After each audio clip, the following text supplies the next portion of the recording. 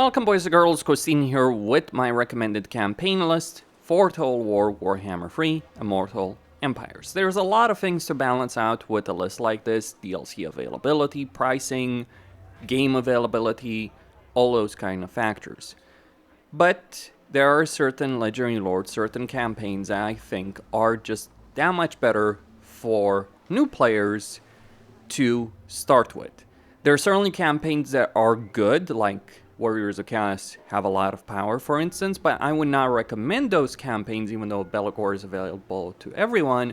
I would just not recommend those campaigns because I think anyone starting with Warriors of Chaos is going to learn wrong lessons on how to handle a campaign in Warhammer 3. With that said, starting at number 5, we have Scrag the Slaughterer. Now, you do need Ogre Kingdoms race pack for this.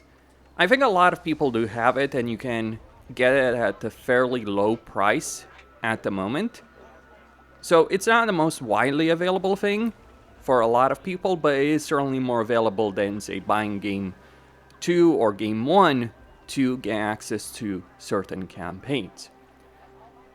But regardless, Ogre Kingdoms, I think they work pretty well ever since their rework in Omens of Destruction. So you get regular settlements and you get horde armies in an Ogre Kingdom campaign. And you can recruit a whole bunch of units in regular settlements, though the higher end units will require Ogre camps. But you can recruit and increase your hero capacity through regular settlements. Now, Scrag has a lot going for him, but in a kind of simple way. Because if you look at Scrag's campaign mechanics, he gets more meat, he gets more campaign movement range, he increases Lord and Hero recruit rank for Slaughtermasters and Butchers. He starts with a Hunter, he'll be able to get a Bruiser, assuming you own Omens of Destruction. And by the way, if you're starting with Ogres, I would not jump into Maneater's campaign first off, because I think Maneater's campaign is more suited for veteran players of the series. It can be a really fun campaign, can be a steamroll campaign, but not really the best learning experience. Another reason I would highlight with the Ogres is that they have a huge amount of diplomatic capabilities in their campaign. So many races, or every race in the game, is fairly neutral towards the Ogre. So that gives you a huge amount of flexibility on how to approach this campaign, who to ally with, who to ally against.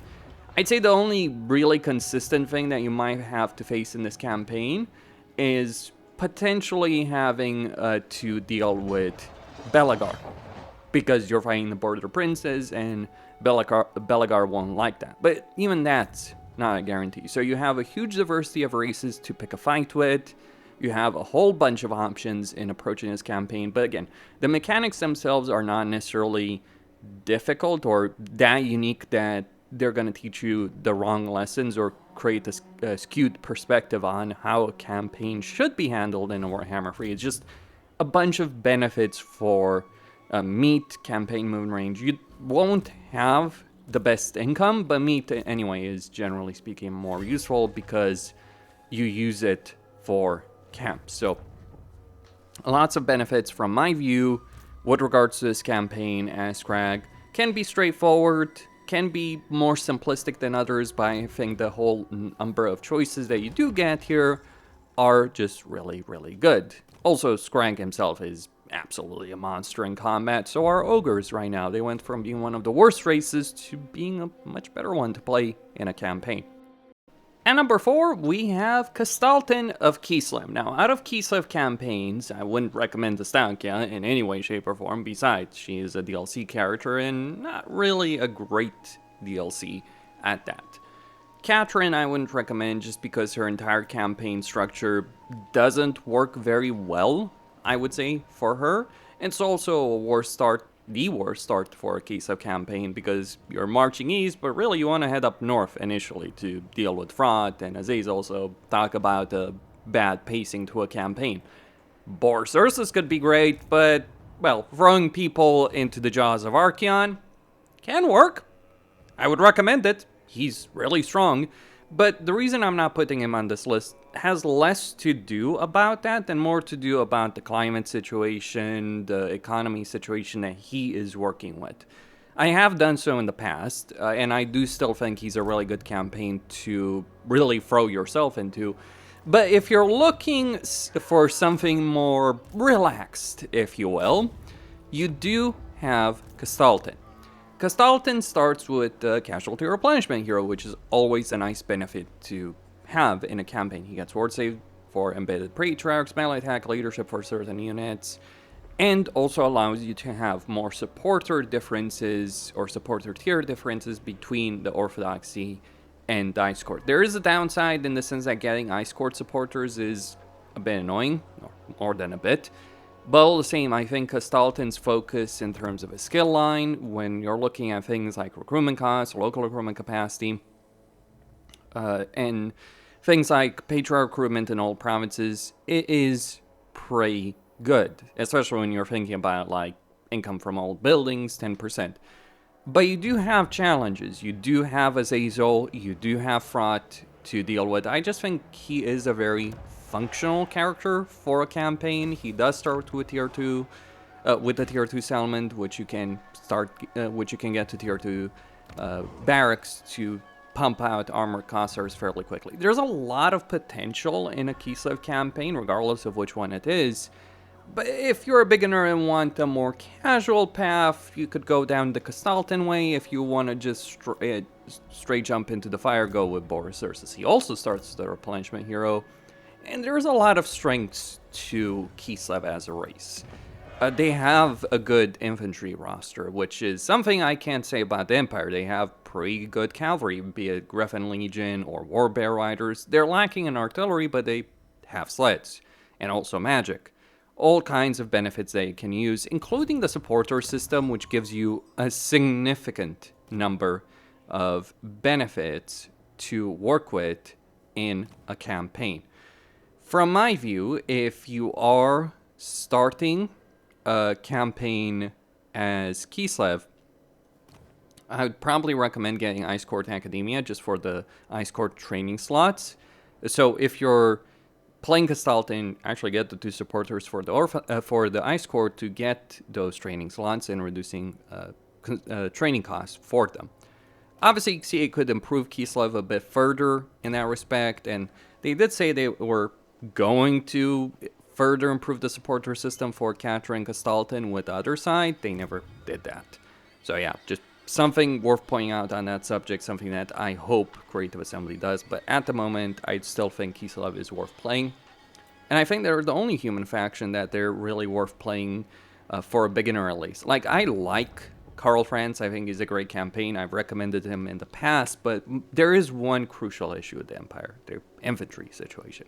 If the Empire had better infantry to work with, and given the infantry meta of Warhammer 3 as opposed to range, I would not really recommend the Empire from that view. And also, Kislev's infantry just is flat out better than what the Empire has to work with. At number 3, we have Grimgor Ironhide of the Greenskins. Greenskins are a pretty good race. They have a solid infantry roster, they're pretty decent and ranged, even in artillery, hilariously enough. And even their cavalry can actually stand up to plenty of other factions. And they do pretty good in terms of monsters, especially when you're thinking about things like Stone Trolls, Squigs, Colossal Squigs, or Rogue Idols. The level of power is absolutely there, and you have different playstyles available for the Greenskins that do work. The reason I would recommend Grimgor, 1, he's not a DLC character, unlike others, and 2, he's very, very good. He has a very iconic playstyle for the Greenskins. Just go out there, beat the crap out of everyone, start the campaign with free hero capacity for Black Orc big bosses because you're freaking Grimgor. And you do have choices right here. It might not be the most flexible campaign in terms of the long term because of the climate situation, but you do have Wasteland, you do have mountains, you do have Zarnagrund available right next to you. So you do have a number of choices in terms of how you approach this campaign, the kind of foes you're dealing with, the kind of enemies you're going to go after, and how you're going to go after them. You can just steamroll everyone around you, or you can be more thoughtful in that approach. It kind of depends on what happens between Tamarkan and Kolek, though also that depends on difficulty. I think on a higher difficulty, you're less likely to deal with the unstoppable death and destruction that Tamarkan can unleash in a campaign, though Nurgle has its own limitations. But I do think Greenskins do offer fairly good, solid campaign experience. The one downside is you don't have a replenishment hero by default, so you do need War and Punch to get the Giant River Troll Hag, so that is certainly an annoying factor. But even so, I think Grimgor has been a campaign ever since Warhammer 1 that has stood the test of time, the best out of the Greenskin campaigns that have been added in the game as a whole. Just good amount of flexibility, good amount of combat power. Alternatives, surprisingly, the best alternative would actually be Azak. You get more climate options, diplomacy options, surprisingly, because of his campaign situation, and a whole bunch of benefits over here for Azak the Slaughterer. But yeah, I think Grimgor is just awesome. I think he embodies the brutality of the Greenskins very, very well, and it's just a campaign that works. Even though it doesn't have unique campaign mechanics, just a bunch of faction effects and lord effects that really suit you very well, like the Black Orc Big Bosses, for instance, and also just Grimgor being Grimgor. And he's pretty scary, let me tell you. I fear few things when I go into battles in Warhammer 3, but I do fear Grimgor. I think a lot of people fear Grimgor, and there is a reason for that. So if you want to be the murder machine that is Grimgor, embrace the Greenskins. At number 2, we have Morathi of the Dark Elves. Now, this has more to do with the Dark Elves than Morathi herself, but I would strongly recommend if you're going to start the Dark Elven campaign, you should play Morathi or Lokir. But I think Morathi has the most interesting campaign because of a starting position, because you have a lot of factions around you. Skaven, fellow Dark Elves you're at war with, other Dark Elves you can engage in diplomacy, both minor factions and then eventually major factions. You have a situation over here with Mazda Mundi, you have Skeggi.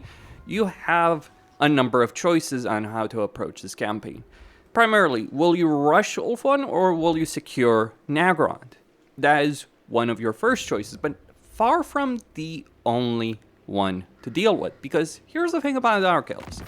They might not be liked by many races in terms of aversion, weirdly enough Kislev, but that level of aversion is not so bad that you can't engage in diplomacy, and Dark Elves are one of those races, alongside Ogres, for instance, and Tomb Kings, interestingly enough, that can really play the diplomatic game very well. Sure, you don't have vassalization for diplomacy, so there's some limits on that compared to some other races, but there is a huge amount of diplomatic potential in any Dark Elven campaign. With the exception of High Elves, you're gonna have to fight High Elves. Because one, it's part of your victory conditions to do so, long campaign, and two, because they really hate you. But they're, as far as I know, the only race, or one of the very few races, that have an unquenchable hatred of Dark Elves, for lore reasons. Beyond that, Dark Elves do have a very good economy available to them with using slaves. It's a fairly low amount, and it is something that encourages you to go out there and do stuff, or capture ports to just generate slaves. But regardless, you're going to have a lot of money in a Dark Elven campaign. You're going to be able to reduce upkeep with Black Arcs, and you can dominate not just on land, but crucially on the seas with Black Arc. So Dark Elves have that level of possibilities. They are lacking in artillery and cavalry to a degree, but they have a pretty good infantry roster, especially when you're thinking about things like Black Arc Corsairs. They have pretty good ranged units. Not the best in the world, but Dark Shards with shields, shades, yeah, pretty good ranged units, all things considered. Good number of heroes, hero capacity, all of it available in a Dark Elven campaign. It's actually a bit more limited with Morathi because she can only gain K-Knight Assassins at tier 4. She starts with one, so it's not really that big of a deal. And growth and building up settlements is very easy as Dark Elves, because you get the dictats that you can use, or slave dictats, and you can also use instant construction. So you have a good amount of growth potential, casualty replenishment, pretty good army from auto-resolve and actual battle capability, good magic, good lords, good heroes. There's a lot of things to like when playing a Dark Elven campaign. Morathi is just better because of her campaign starting position, and also she gets sorceresses that she can recruit globally and increase their capacity and hero recruit rank. So she's got some very tangible benefits, that and Slancy corruption. Yeah, Morathi is just a bit crazy, actually more than a bit crazy. She's probably one of the craziest characters in the lore. But yeah, Dark Elves do make a lot of things work in terms of campaign dynamics. I would say as a race, they do lack uniqueness in terms of their legendary lords, but they can also be a lot of fun and do work pretty well within the context of a Warhammer free campaign. So I'd recommend playing Dark Elves. I recommend, if you're looking to learn the game and various nuances about diplomacy and all that, to start with the Dark Elven campaign, and really would recommend Morathi in a lot of ways. Finally, at number 1, we have Grombrindal, the White Dwarf. I believe you still need to use Total War Access to get this campaign, but that's not really a big deal, and there's a lot of reasons why you should get that. But regardless, Grombrindal is a fairly straightforward campaign. He's an angry dude, he wants to kill people, specifically Dark Elves. He gets benefits with Ancestor God powers that can really give him a lot of benefits for his own combat potential, his army's potential, or various faction benefits, or rather effects in the province he's in. He has the best blue skill line in the entire game, with things like replenishment, recruit rank, recruitment cost, campaign movement range, all that. So he's very good in terms of combat, and he's got a fairly straightforward campaign. Just beat up Malekith. That's literally part of your victory conditions. Just go out there and pick a fight to Malekith and beat him up. Teach him he shouldn't mess with the dwarves the way he did in the lore. But beyond that simplicity, there's a lot of systems behind the dwarves that make them a great campaign to learn the game. First off, you have legendary grudges that give you a campaign objective to aim for, or multiple campaign objectives to aim for, which is one of the problems in Warhammer 3, that lack of an endgame objective beyond just like, long campaign. You have long campaign and legendary grudges. You have a system with Age of Reckoning that pushes you to go out there, do stuff, settle grudges. Some people might be annoyed by this, but I personally think it's a really, really good system, especially for Grombrindal, because you have all these quest battles that will help give you a good amount of grudges for a particular age. So you're not necessarily going to struggle that much, and really, even if you do struggle, it's not really that big of a deal, unless you're literally not doing anything. That's how you'll get Elgi. If you're doing something in a campaign, you're at least going to be in a neutral territory, if not having some benefits. So I really like the Age of Reckoning system. But there's more. You have Confederation with all the other legendary Lords of Dwarves. You might need some DLC, of course, for some of them, but you do have that kind of access, which does change the campaign dynamic by quite a bit, depending on who you confederate and when you confederate them.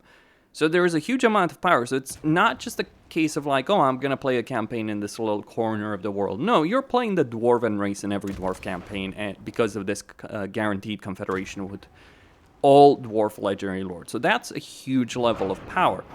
Then you have the Deep system with all the structures that can be built in the Deeps and the kind of benefits that they provide. So again, lots of systems over here, lots of compelling systems that, if you want to play, more slowly, build up, play tall. If you want to, you can use the Deeps. If you want to go out there and do stuff, you can just, embrace Reckoning and just go beat the crap out of everyone, or seek a balance between the two. Use both those systems. This is one of the reasons I really like playing a Dwarven campaign, and why I've played Dwarven campaigns since From the Cave, far more so than any other race in the game.